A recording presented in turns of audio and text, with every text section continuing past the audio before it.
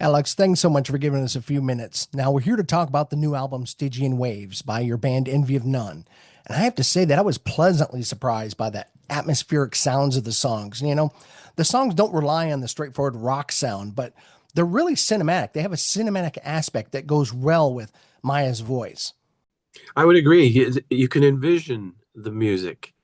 The first album was like that too. I come from that background. Rush, in a lot of ways, was a cinematic kind of band. That's the way we told our stories, in a very cinematic way. But this project, Envy of None, is much more of that. Just the way we create the music and the tones that we use, and Mhm. a lot of it has to do with Maya and the contrast of her voice against the sort of the maybe I don't think darkness is the right Mm. word for the tonality of the record, but there is a quality about it that her vocal just weaves in and out and sits on top, and it's a really good combination, I think. Let's talk about Maya's voice. I mean, it's nothing short of extraordinary. I mean, her range and versatility are just absolutely captivating. I love it. The way her vocals seamlessly complement the song's musical landscape. I mean, it's just brilliant. But what I want to know is, was it a challenge to write for her unique vocal style? No, it wasn't. When we started working, I think it was an open slate when we began with her. But once we got into a groove and started writing some of the songs, um, and getting to know her voice and her presentation, how she presents her voice, um, we didn't really think about it. We were writing the music that we wanted to write, and it just worked. I think with Stygian Waves, there's greater variety on Stygian Waves. Mhm. We have a lot of funky stuff.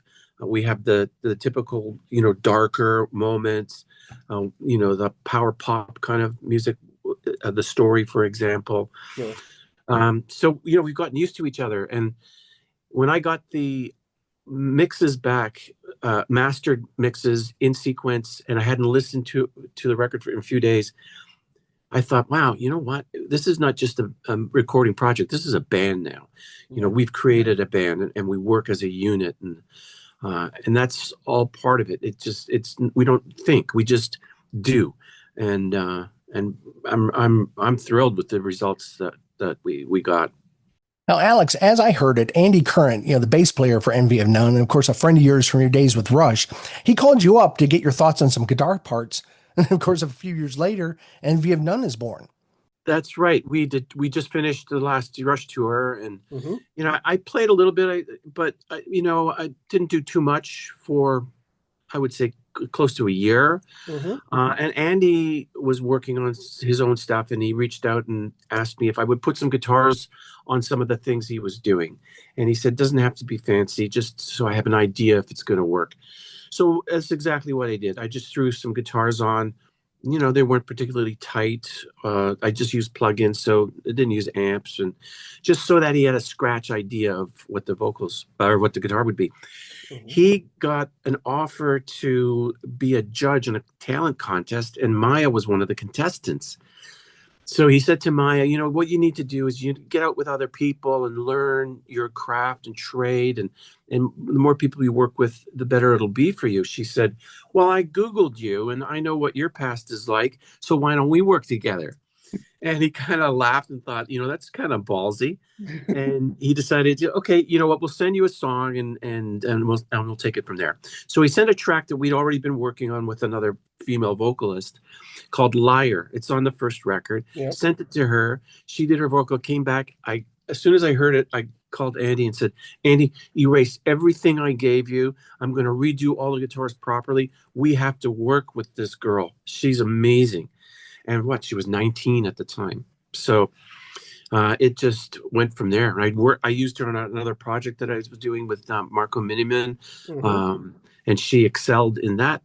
And she was, learning her way. So here we are, so many years later, and it's really gelled in a beautiful way. Now, Alex, let's dive into one of my favorite songs from the debut album. That's a song called Enemy. Now, Maya's vocals on that track are just hauntingly powerful. I mean, there's a raw intensity to them. What was it like seeing her bring that song to life in the studio? Enemies, her delivery of that vocal, oh, I'm getting goosebumps as I'm talking about it, was amazing. Yeah, that's a really, really dark song. And her vocal on that was, oh, like slapping you in the face gently. You know Yeah. what I mean?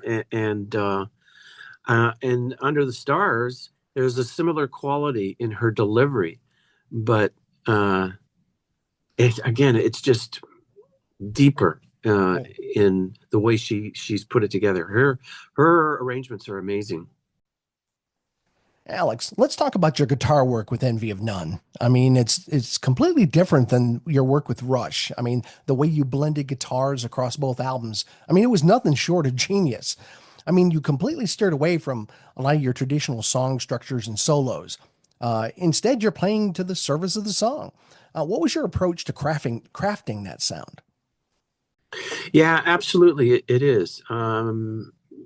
It's so welcome. I mean, the first record, I think, uh, I was really into this sort of mode where I wanted to create guitar sounds that didn't sound like guitar, and Right. that was a lot of fun for me because it's it's challenging. You have to be resourceful to create those kind of sounds that are not normally that part of that instrument. With this record, I felt a little looser. I felt more traditional in my approach to guitar. So Sure. there are more kind of heavy guitars. There were lots of funky guitars, Not Dead Yet, Thrill of Chase. Hmm. That was so much fun to play like that. I mean, that's part of those are part of my roots, my 60s roots as a young teenager, learning to play guitar. Toronto had a great R&B scene, R&B scene at that time in the late Hmm. 60s, bands like Mandela and the Yeoman. And so it was great for me to go back and play those kind of chords with that kind of emphasis. So it was liberating in a lot of ways. I felt more comfortable soloing. There are quite a few solos on the record. It was really a nice progression for all of us, but particularly for me as a guitarist. Now, Alex, I'd love to get inside your head for a moment. When you're writing a song, what's your process for choosing the right guitar? I mean, every guitar player has got their own little process, but are you seeking a specific tone that you feel will bring the song to life, or do you just let the music dictate the instrument?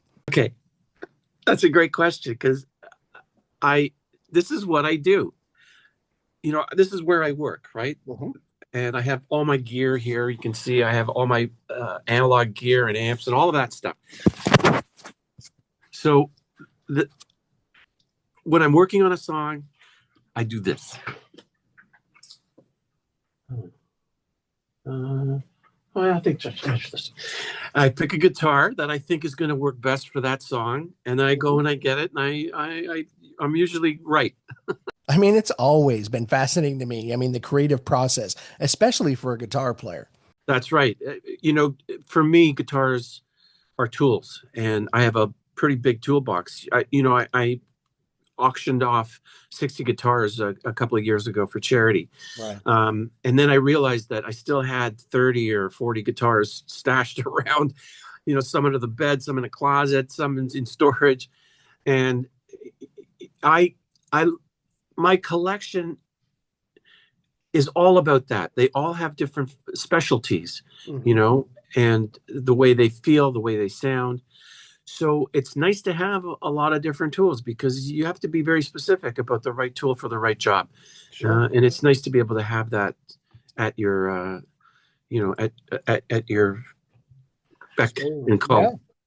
Now, I've got a question from a fan about the song Xanadu. I mean, they're curious about the story behind the creation of that iconic Rush track. What can you tell us about the writing process and the making of that classic? You know, I'll tell you, the interesting thing about it, we went into Rockfield Studios in Wales when we recorded that record, Right. and Xanadu was the first song we recorded. We we were in the studio. We we ran it down for the engineer one time so he could get his levels on the drums and all of that stuff. And then we were going to do a take. And we played the song from beginning to end. And that's the take that you hear on the record. Right. That was the first full take that we did of Xanadu. And Pat Moran, who was the engineer at the time, freaked out. He said, "What? You come in here and you play a 9-minute song in one take, and that's it? Who are you guys?" He was blown away. But in fairness, we'd been playing it for a couple of months before we recorded it. We'd written it. We played it a little bit at a couple of shows. So we were, it was a song that we were playing. So it was kind of easy to go in and just throw it down. But to play an 8-minute song with double necks was really quite an accomplishment. Now, Alex, Rush has always been at the forefront of the Canadian music scene. I mean, they paved the way for a new generation of musicians and songwriters. Take us back to your roots. What was the music scene like in Toronto as you were growing up, and how did it really explode in the 80s and 90s? Well, back then, I guess, in the 60s, early 70s, Canada didn't have a great record company industry here. There were more outposts for American companies and European companies.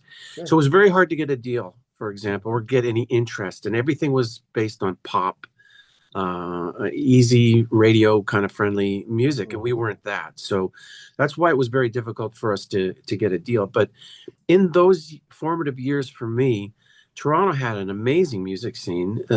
There were so many great bands, and it was divided between kind of the hippies and the R&B guys. Mm-hmm. And the hippies were up in Yorkville, which was kind of the Haight-Ashbury of Toronto, and the R&B guys were playing downtown. Okay. And there was kind of a division between the two. But we used to go to so many shows and see so many great bands: the Poppers, the Stitch in Time, the Yeomen. The Ugly Ducklings were one of my favorite bands, and if you listen to their first record, you would hear a lot of influences in the way I write music and play, because they really had a big, profound, and they were just a local band. They were just, I don't even know if they were out of their teens. Sure. So there was a great music scene here in Toronto. I'm sure Vancouver had their own. Bryan Adams came up out of their Heart was out of there. So we did have a really good music scene that was quite different from American or the British scene. We were somewhere in the middle. We were influenced by the stuff that came from the States. We were also influenced by the stuff that came from the UK. And it was a cool place to be, because the influences were on both sides. They weren't just one or the other. Sure. So it kind of tempered the way we listen to music in this country. Well, I can't talk to you about the Canadian music scene without talking about one of my favorite bands, along with Rush, and that's the Tragically Hip. I mean, they were one of those bands that truly defined the Canadian music scene in the late 80s and, of course, 90s and beyond. Yet they never got the chart success they deserved in the United States. I mean, to me, that feels like one of the greatest injustices in recent music history. What was your take on that? We played with them. They opened for us on some shows, and we became, good friends with them. And Gord and Neil were good buddies as well. Mm-hmm. How strange that they both succumbed to the same disease, but they were both very strong lyricists. We thought that they would be huge in America. Right. To go down and start in that college circuit, they were the perfect band for that. And because they're kind of rootsy band, Canadian rootsy band. So they could have been enormous, but I don't know, maybe something in the timing or, it was the management.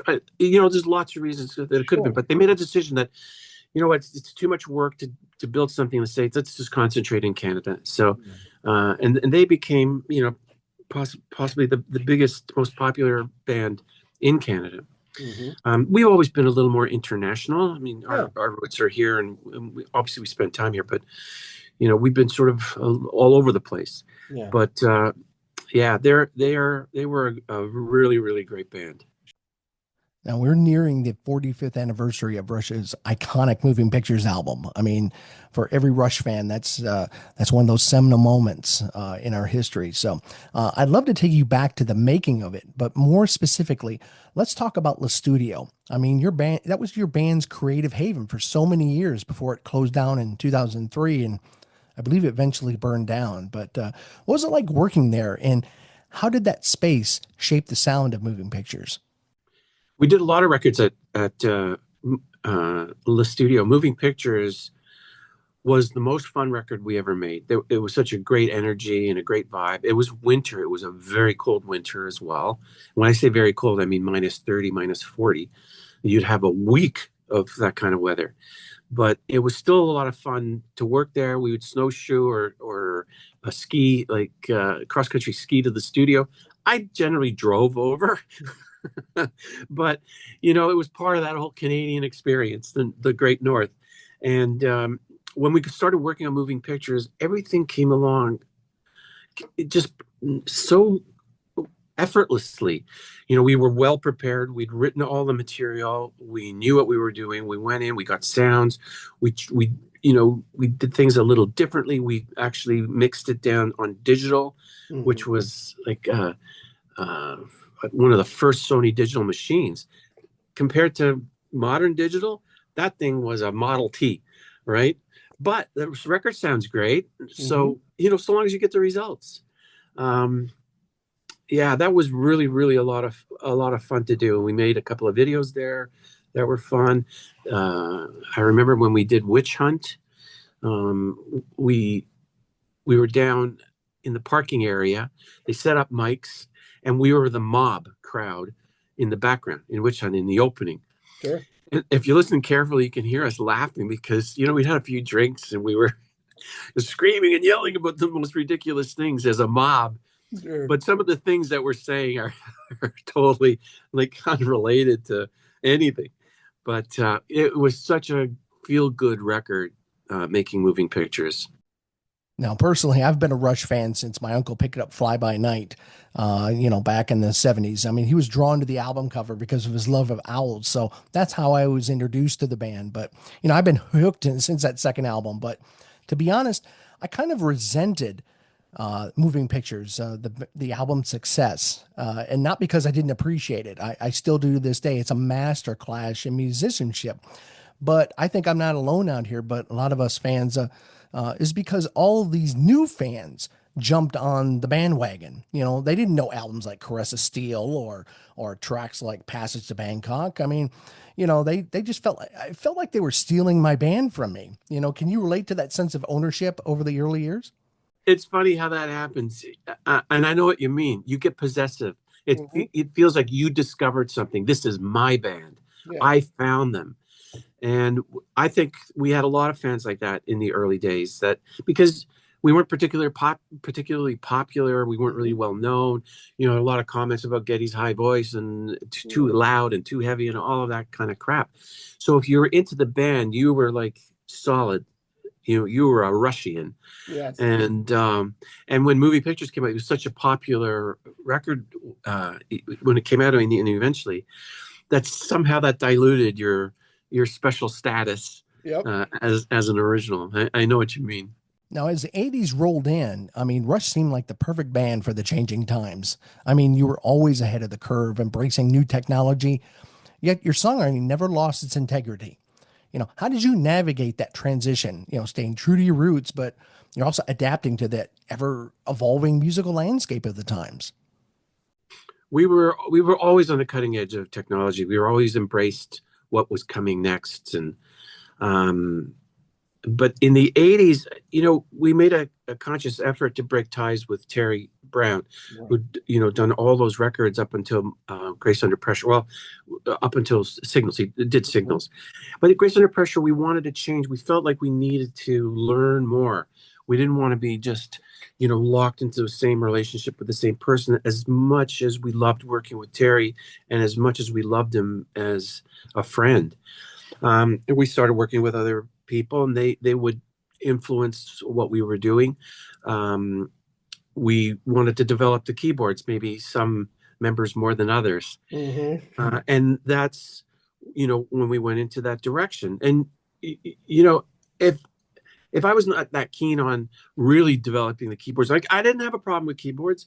They were essential to our sound and really important.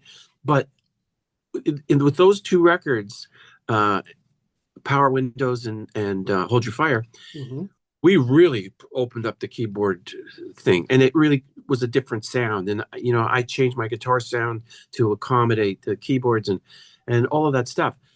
And I love those records. They sound amazing to me, and I love the fact that we followed that course to write that kind of music, because it is very different in when you look at the whole Rush catalog. But it was much more challenging to me, and I have to say that once we got to counterparts, I felt like we're combining keyboards, but the guitar has its presence, and the power of the band is more focused. And I was happy for that rebirth. Alex, I've got to ask you about one of my personal favorite Rush tracks. Now, that's The Pass from the 1989 album Presto. It really stands out as such a different sound for the band at the time, but it's also incredibly emotional. I mean, I feel like that song doesn't get the recognition it deserves in the Rush catalog. What's your perspective on it? The Past was one of our favorite songs, like really top three. We loved playing it, but there's a quality about that song that's very solemn. It deals with death and grief. And who knew then that we would have our large share of grief through our career? But there's something about the way that song is constructed, and the performances. The performances are restrained and a little subdued, and that's a conscious effort when you're making it. And when we finished the song, I remember thinking, this is a song that came out exactly the way we intended it to. Things change in the studio depending on what the day, the sound, the equipment, whatever. But that one really turned out the way we do. It's one of my favorite solos. It's a heartbreaking solo that I played in that song. It's definitely a really, really special one for us. I'm glad you brought that up. Alex, thanks so much for taking some time to chat today. I mean, it's been a pleasure diving into the new Envy of None album and, of course, reflecting on the legacy of Rush, especially those classic tracks and albums. I mean, and everybody out there, Envy of None, Stygian Waves out now. Go ahead and grab that anywhere you get your new music today. You will not be disappointed. And Alex, I can't wait to catch up with you again soon. Best of luck to you. For sure we will. Thanks a lot, Chris. No problem. Thank you All so the best. much. Take care.